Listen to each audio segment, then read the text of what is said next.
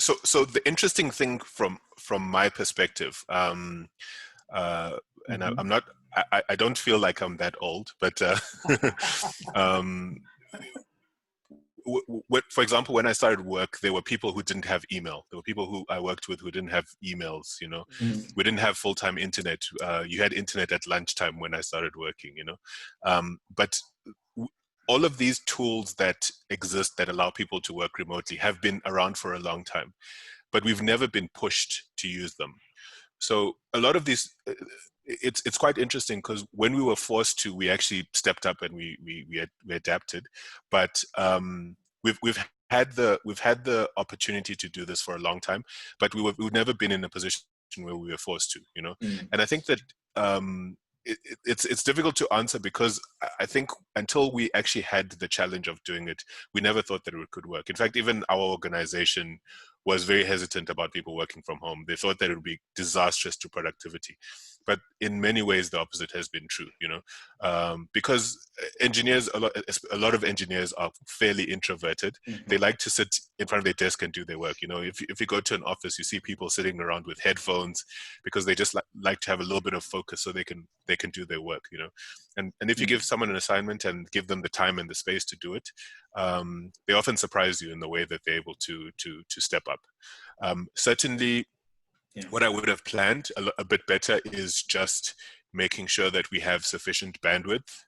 One of the big challenges that we've had is using VPNs to try and connect to a remote server, whereas a lot of these things should ideally be in the cloud. A lot of your data should be in the cloud so that it's accessible everywhere, but we're still trying to remote connect to a server located at our office, and it becomes very problematic, and not just problematic, but expensive.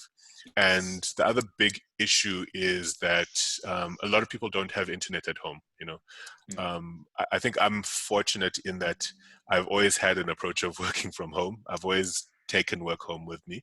So I pretty much had my home office set up already. So it was pretty seamless for me to transition to working from home. But a lot of people didn't have that benefit. One thing that in my team that we did over the past, I would say, year and a half, is that everyone in my team has a laptop. So we've all sort of transitioned to laptops just to make it easier for people to work wherever they are, and that was a very big benefit for us, but of course, that if you're doing design, it helps to have multiple screens and things like that. So there's things that could have been done better, and I think we have all learned the lesson the hard way, because we were kind of forced rather than seamlessly sort of transitioning. Interestingly, at the beginning of this year, I moved from our head office to a satellite office. So in a way, I've been working in isolation for the last couple of months before the pandemic struck. So I feel like I've sort of eased into it.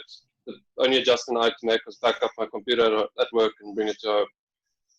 So I don't know what would have changed. I would have looked for a more comfortable desk. The home setup wasn't as comfortable, but I had the internet, I had everything I needed. What I definitely would have tried to do was push harder for appointment. There's a certain project that we were very close to receiving appointment before the whole pandemic struck.